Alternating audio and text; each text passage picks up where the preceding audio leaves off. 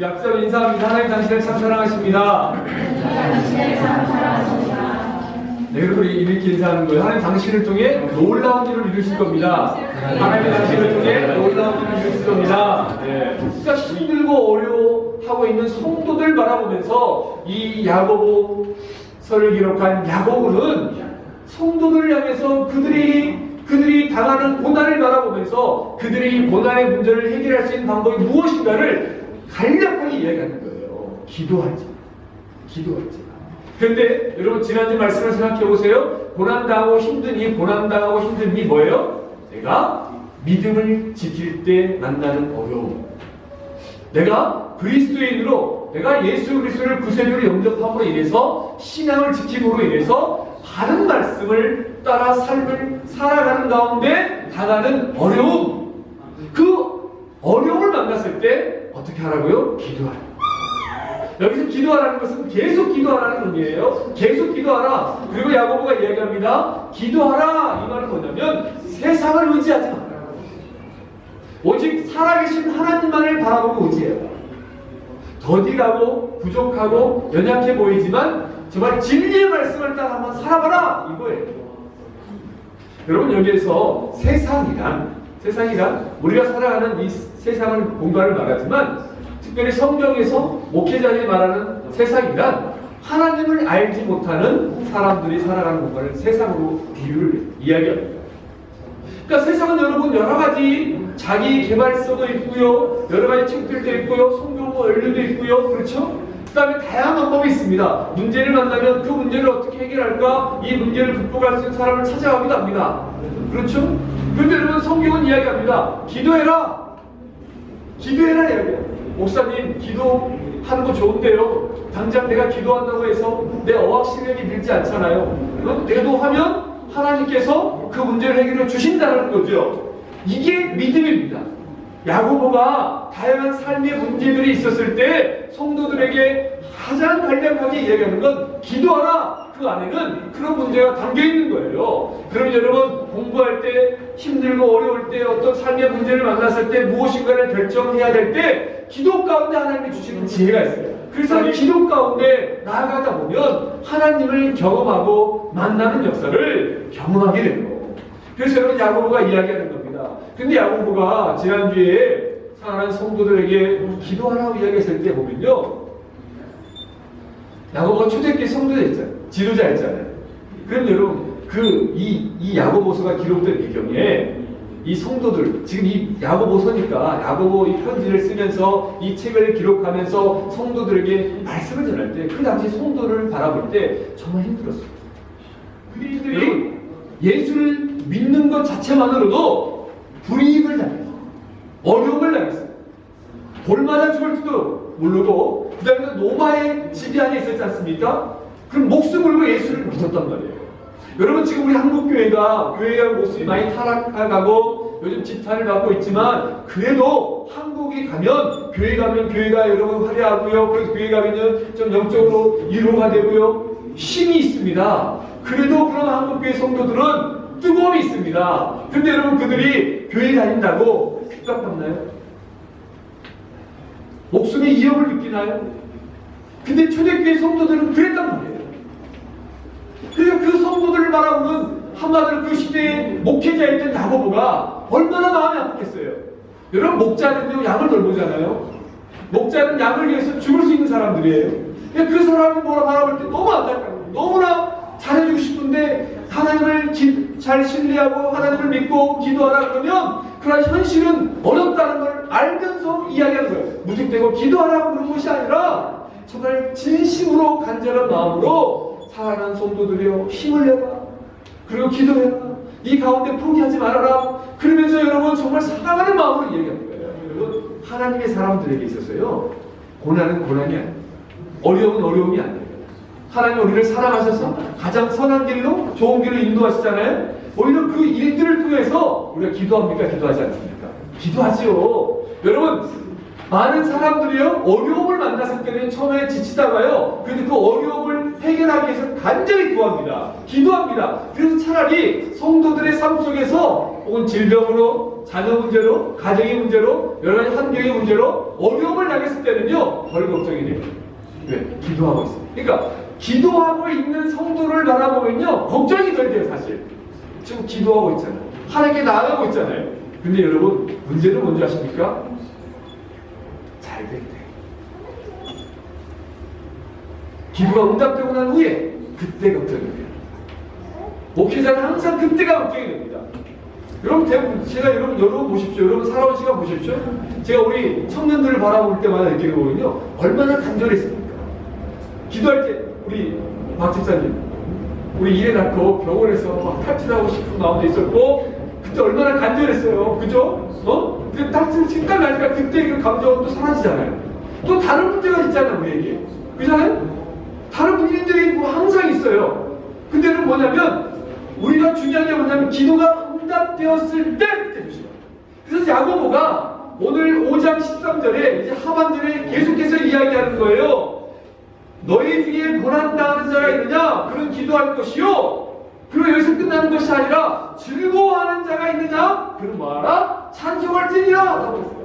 이게 중요해요. 즐거워하는 자가 있느냐? 여기서 즐거워하는 자는 뭐예요? 모든 문제가 해결되고 고난도 해결되고 또 마음속에 기쁨과 감사가 하나님의 응답이 있고 하나님의 살아계심과 기적을 경험한 사람들이 있느냐? 그는 찬송할지니라.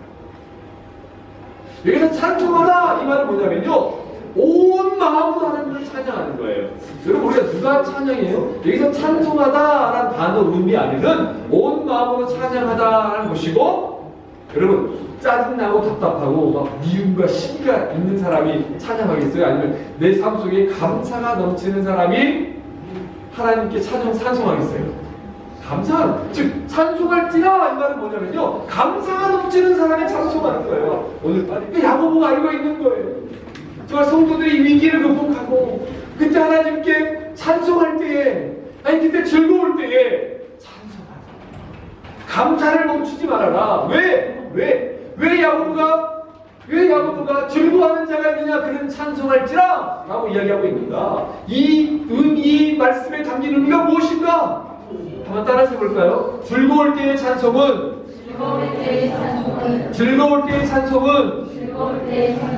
우리의 신앙 고백을 담고 있기 때문입니다. 즐거울 때의 찬송은요, 우리의 신앙 고백이다. 뭐냐면 일시적으로 하나님 감사합니다 하고 끝날 경우가 얼마나 많냐 이거죠.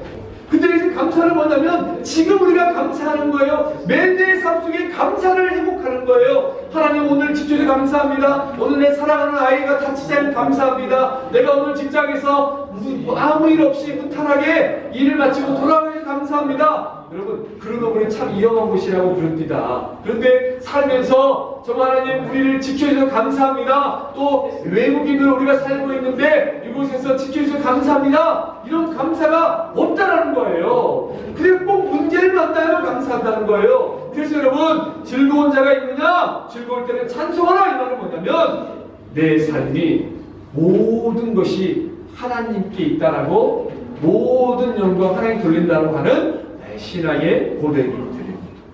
신앙의 고백이 담겨있는 거예요. 저는 저와 여러분들의 삶 속에 이 감사의 찬양이 멈추지 않길 바랍니다.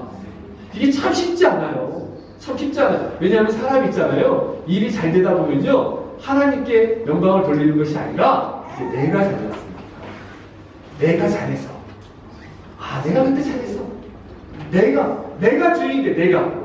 근데 우리 하나님을 믿는 사람들은 하나님이 하셨다라고 고백하는 거잖아요. 하나님이 하셨다라고, 하나님이 은혜를 주셨기 때문에 하나님이 이 형제를, 이 자매를 만나게 해주셔서 우리 일체가는 내가 잘생겼어, 내가 똑똑했어, 내가 잘나서 내 남편, 내 아내 만났다고 생각하십니까 혹시?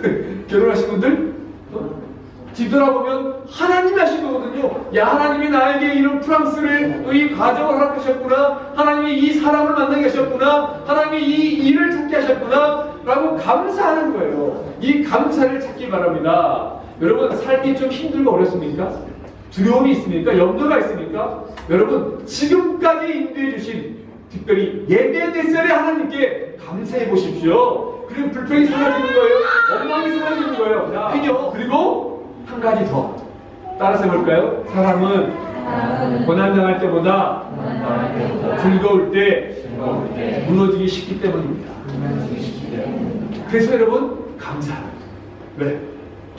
어려울 때는요 알아서 낮아져요. 어려울 때는요 간절히 기도해요. 어려울 때는요 하나님께 나아갑니다. 하나님 이 문제를 극복하기 위해서라고 고백합니다. 근데 문제가 해결되면요 그렇게 열심히 했던 기도가 쭉 묻힌다니까요. 여러분 한국교회 자녀가 다녔을 때 혹은 우리의 기도 제목이 응답됐을 때 그 이유가 더 중요한데 기도가 응답되면 기도하지 않아요. 그리고 하나님의 기적을 경험하면 그것이 나의 의의가 돼요. 나의 오름이 될 때가 많아요. 하나님이 은혜를 주셨는데 내가 잘해서 내가 선택을 잘해서 내가 열심히 공부해서 내 힘으로 됐다라고 생각할 때가 많다는 거죠. 그래서 야고보는 즐거워하는 자가 있느냐 그는 찬송할지니라 이 말에는 하나님이 은혜를 주셨을 때 하나님께 영광을 돌리고 교만하지 말라. 여러분 우리가 지난주에 히스기야 살펴봤습니다. 열왕기하 20장에 보면 히스기야가 이제 하나님이 이사야 선지자를 통해서 말씀해 주신 것처럼 아수르의 군대를 무찌르게 하고 히스기야가 죽을 병에 걸렸는데 삶을 살게 됐어요. 근데 마침 그때 바벨론에서 사신들이 왔단 말이에요. 그때는 여러분 비행기가 있었어요? 없었어요? 없었죠. 고작 낙타를 타고 왔겠죠. 중동이니까 천천히 모래바닥을 지나서 그러다 보니까 히스기야가 아팠다는 소식을 듣고 이제 사신을 보냈는데 이미 다 치유되고 아수르와 문제도 해결되고 난 다음에 전쟁 승리하고 난 다음에 온 거예요. 그때 히스기야가 너무 기쁜 거예요. 그래서 히스기야가 바벨론의 사신들이 자기에게 금과 은을 바치고 사신이니까 그리고 아뢰를 하니까 히스기야가 너무 기분이 업된 나머지 예루살렘 이 성전, 자기 궁전에 있는 내탐고, 무기고, 그 다음에 이 자기 있는 모든 것들을 이 바벨론 사신들에게 다 보여주고 이렇게 다 보여줘 버렸어요. 그럼 나중에 결국 이 사신들이 예루살렘 성전은 뭐가 있고 구조가 있고 무기가 얼마 정도 있고 이게 다 알았겠어요, 모르겠어요? 다 알죠. 그럼 훗날에 바벨론이 남유다를 침략한 거 아닙니까? 침공해서 무너뜨리잖아요. 그래서 바벨론에 의해서 멸망당하잖아요. 자, 보십시오, 여러분들. 우리 집들이 가잖아. 히스기야가 지금까지 그가 살고 살아온 곳이 하나님의 은혜인데 이제 자기가 했다는 거예요. 우리가 이렇게 강하다는 거예요. 그때 무너져 버렸어요. 여러분, 다윗이 언제 무너졌습니까? 다윗이 여러분 사무엘하 11장에 보면요, 다윗이 이제 사울왕을 물질로 난 다음에 해결되고 왕이 돼서 전쟁을 합니다. 정복 전쟁 여러 가지 전쟁을 하고 나죠. 그리고 다윗이 전장에 나가지 않았을 만큼 하나님이 다윗에게 태평성대를 허락하고 이제 다윗이 전쟁에 나가자고 부하들만 전쟁하고 될 만큼 그때 다윗이 어느 정도 풍요롭게 해결됐을 때쯤에 어느 날 밤에 심심해서 지루해서 여러분 이스라엘 건물들은 옥상이 있잖아요. 형편하게 달밤에 달이 너무 아름다워서 옥상에 올라갑니다. 근데 마침 그 건너편에 딱 보니까 한 너무너무 아름다운 자매가 목욕을 하고 있어요, 밤에. 그걸 보면서 그 자매에게 운명을 품어서 그 자매를 불러서 죄를 지고 그게 바로 밧세바예요. 이 밧세바가 근데 마침 또 그 죄를 범했을 때 임신을 하게 됐습니다. 그랬더니 사무엘하 11장에 밧세바가 누군가 했더니 자기의 충신 중에 충신이요 충복 중에 충복인 우리야 장군의 아내였던 거예요. 그래서 이 큰일 났잖아요. 그래서 우리야를 전장에 불러드립니다. 그러면서 우리야를 불러들어서 막 음식을 또 주고 잔치를 하면서 이제 너희 좀 쉬었다가 아내랑 자. 아내는 동침한데 이 우리야 장군이 너무너무 충성된 자라. 지금 전장에 우리 장군과 우리 동료들이 또 여호와의 언약궤가 밖에 내가 어찌 이 왕궁에 와서 내 아내와 이 좋은 음식을 먹고 내 아내와 잠을 잘 수 있겠습니까? 하고 잠자리를 거부해. 그러니까 이제 들키게 생겼잖아요. 잠자리를 해야 이 임신한 걸 어떻게든 감출 텐데. 그래서 결국에는 다윗이 우리야 편에 글을 하나 써보냅니다. 요압 장군에게 이 글을 줘. 그 요압 장군을 받아요. 군대 장관에게. 우리야를 적진의 가장 어려운 곳에 딱 두고 너희들은 다 빠져. 그래서 여러분 죽게 만들어요. 다윗이 이렇게 범죄하고 간음죄, 살인죄, 거짓말하는 죄까지 범하게 된 이유가 뭐냐면 그가 가장 잘 됐을 때 무너졌단 말이에요.